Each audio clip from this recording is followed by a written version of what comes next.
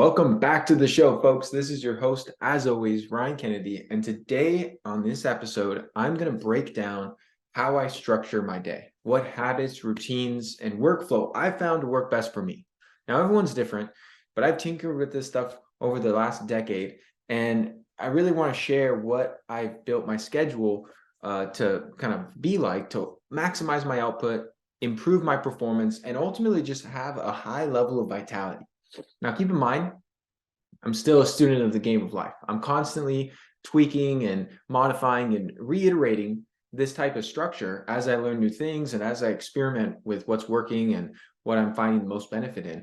And so I don't want you to think this is the end all be all map or framework you have to follow, but my hope is that you could glean a few ideas and insights to incorporate into your own day. And this episode is part one of a three-part series. So today's going to be really focused on the morning and what I do to kick off the day, how I optimize the first couple hours of my day. Next episode will be part two, which will really be the workday, what I do during the bulk, kind of middle of the day. And then part three will be the evening and what I do to optimize sleep. So with that intro, let's dive right in. I always like to wake up with first light. This time of year, this was being recorded in December, that's around 6:15 or so. But during the summer months, it's much earlier, around 4:45, 5 a.m. And I allow this to fluctuate based on the time of year because I find waking up with the sun and being outside for sunrise as I start my day is immensely beneficial for my energy levels.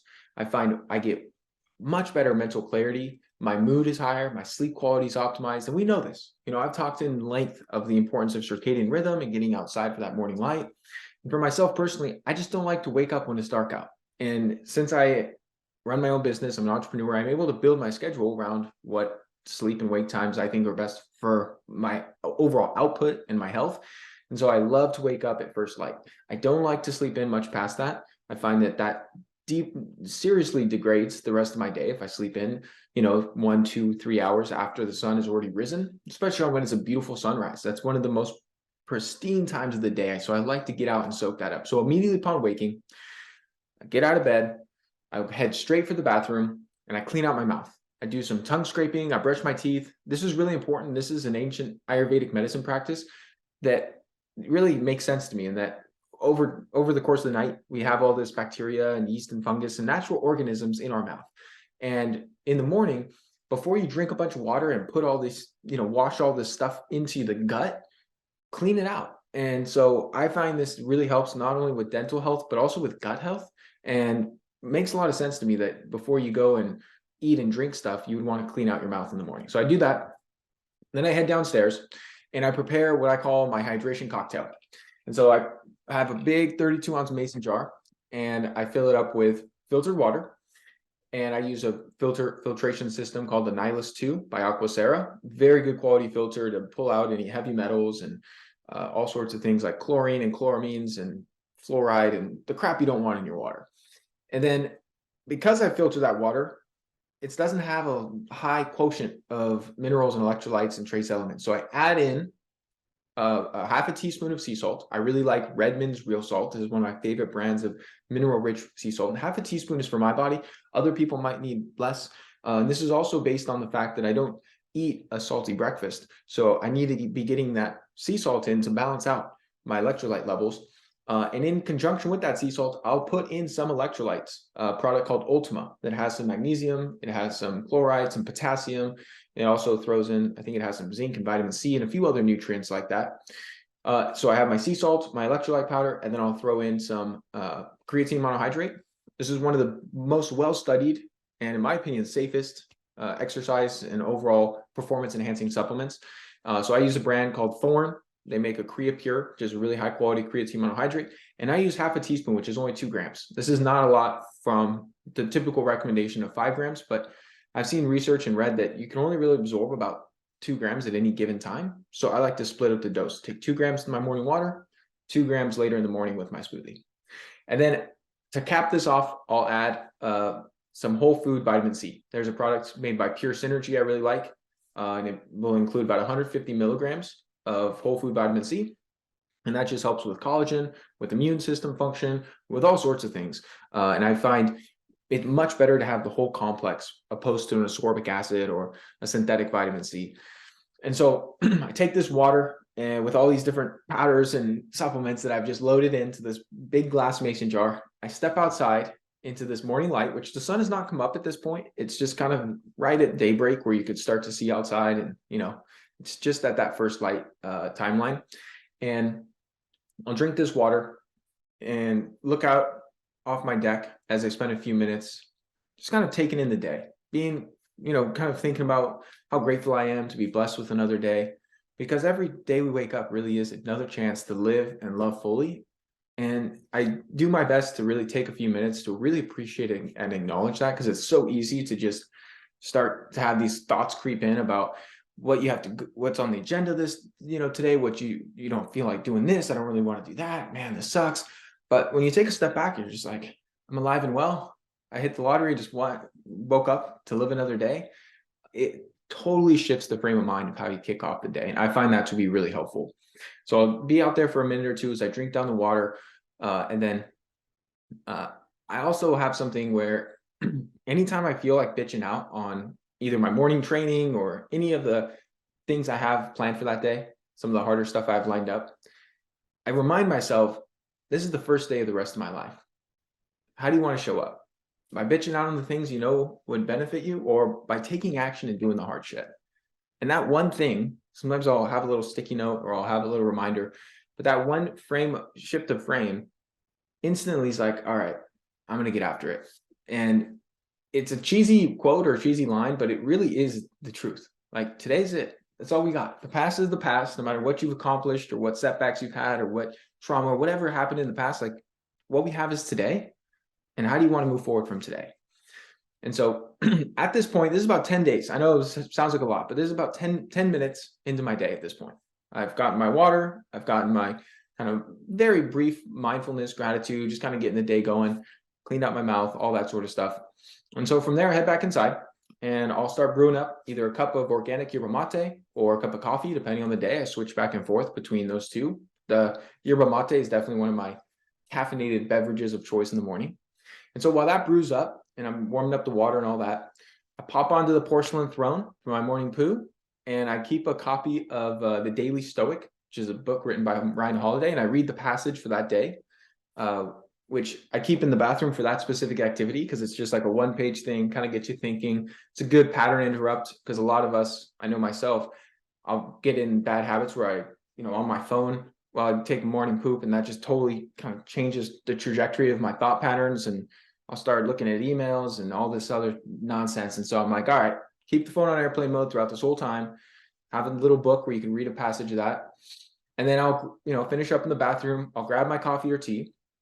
I'll grab my headphones, my journal, and I'll head out the door and hike this trail right by my house for a morning hike. And while hiking, I'll listen to my morning formula, which is a series of affirmations and goals and visions and things that I have set forth for my life that I want to accomplish. And then I'll also listen to a podcast or an audiobook just to get the mind going as I sip my tea, as I kind of walk up the mountain. It's not a long hike, but it's to get up to the top of this mountain I live by, Dictionary Hill, is, it's a little less than a mile. And so it's about a 15 to 20 minute walk, depending on your pace. And along this, I'll have a few stop off points where I'll do a quick set of push-ups or squats, because that really gets the blood flowing and it helps really energize my mind and body. So as I get up to the top of the mountain, now I'm totally woken up. If you're following me, this is about 35 minutes after I've woken up, that I'm at the top of the mountain. And I typically do some combination of breath work, meditation, journaling, and stretching. No particular order. Sometimes I'll do some, other days others. Sometimes I'll fit it all in. It just depends on what I'm feeling. And then I'm just kind of looking over the entire city of San Diego all the way to the coast and just taking in the view and really kind of focusing on some of this inner work. And I find this is just such a good way to ground yourself. So while I do have my phone on me, it's still on airplane mode. Haven't opened up any messages or emails, or open up the floodgate, so to say, to let all these things in. And that really, really helps me to set the precedent for the rest of the day. And while this hike is short, it's not the easiest hike. And by getting out and doing something physically active, at this point now the sunrise is starting to come right over the mountains. So I'm just able to soak in all that morning light. I freaking love it. And then I'll, either jog or walk back down the hill to my house. And upon returning home, I'll head straight for my garage gym where I'll crush my lift. This typically consists of my MED workouts, my minimum effective dose. It's about a 10 to 15 minute training routine. Super effective. I've taught it to tons of my patients and students over the years because you're able to get a great pump, a great hypertrophy muscle building session in a very quick and efficient manner. And I'll have to do a whole episode on that to, outline what it entails, but I'll either do that or occasionally, maybe once a week, twice a week, I'll do a longer lift.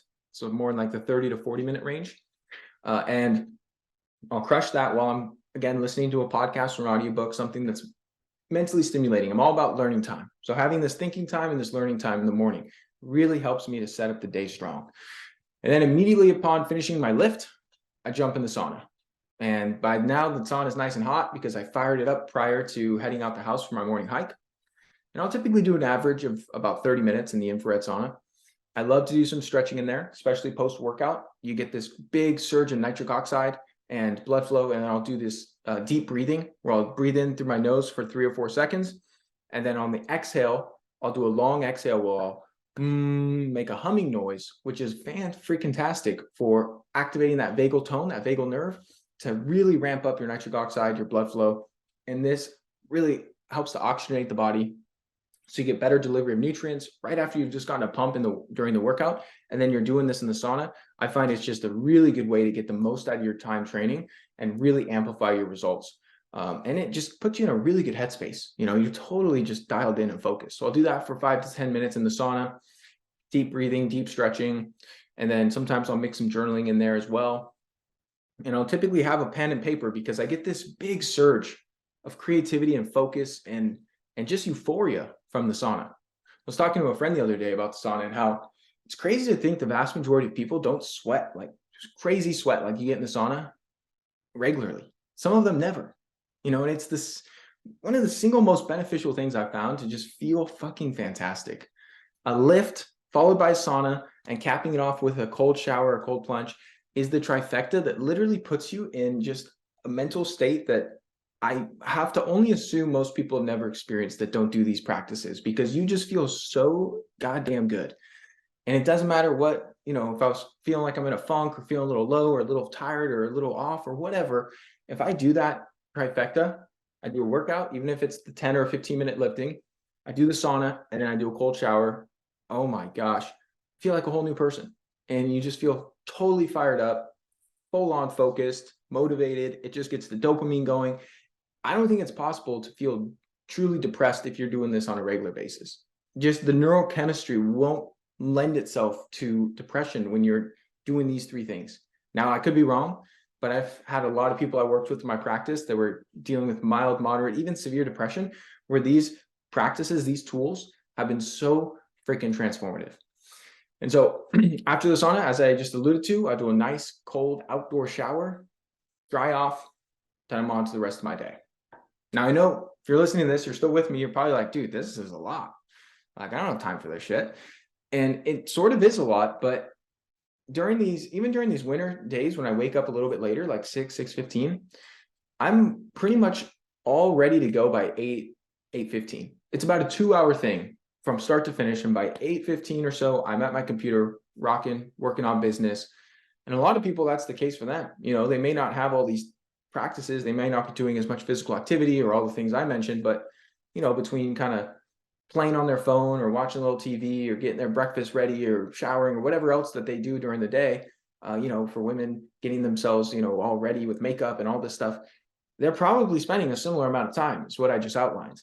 And they're probably getting to work around that same time, 8:30, 9 a.m. Sometime in there is when a lot of people start work that do kind of a typical 9 to 5 work day. And I just find that, for me at least, the quality is far more important than the quantity when it comes to working hours. I know I could get more done in 3 to 4 like hyper-focused hours where I feel top-notch than I can in 7 to 8 hours where I feel subpar. So the goal for me is not how many hours I could put in. It's more so about accomplishing what I set out to that day in the most efficient route possible. Now, I don't work a 9 to 5. I run my own business, so it's obviously different than someone who is getting paid hourly or has to be there at a certain time, leave at a certain time, regardless of what they get done or how efficient they are. But for me, it's like, I'd rather allocate this time in the morning to really prime my mind, prime my body, optimize how I feel and how I perform the whole rest of the day, and be done with all these things that now I don't have to worry about training. I don't have to worry about getting a sweat in or doing a lot of these practices from a mindfulness perspective because I've already knocked them off the list. I already executed them. And that way I can really focus in on my work and not be very distracted by like, I should work out or I should do this. And so this is just what works for me. I don't really find afternoon workouts or evening workouts. I don't do well with that. I like to get my training in early when I got some caffeine in my system and I'm fired up for the day. And then the mood boost and the endorphins and all the beneficial hormonal response from the training just carries me through the day. And I just feel so freaking good.